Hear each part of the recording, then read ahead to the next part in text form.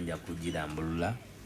In fact ojja kunzikiriza nambulule program eyo naye kyemanyi nti wajja kubeerayo okwekalakaasa ku White House, wajja kubeerayo emisinde, wajja kubeerayo activities nyingi naye nga zonna zitunulidde mu kuyambako okwongera okumanyisa n'okutambuza enjiri y'okununula eggwanga lyaffe Uganda okuva mu mikono gy'obwannakyemalira gye birimu.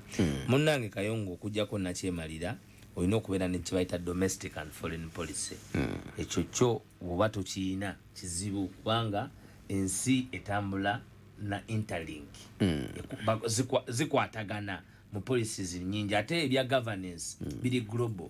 Kyova olaba Kenya bwe bakayana nabo bagenda mu bifo ebyenjawulo. Ate His Excellency Robert Kyagulanyi Ssentamu ataddewo ensuula empya ey'abakulembeze okuba nga basobola okubawabira mu bitongole eby'amakooti amalala naddala nga byenyigidde mu mivuyo mu nsonga z'okubba n'okutulugunya bannansi wadde nga ba sitting presidents.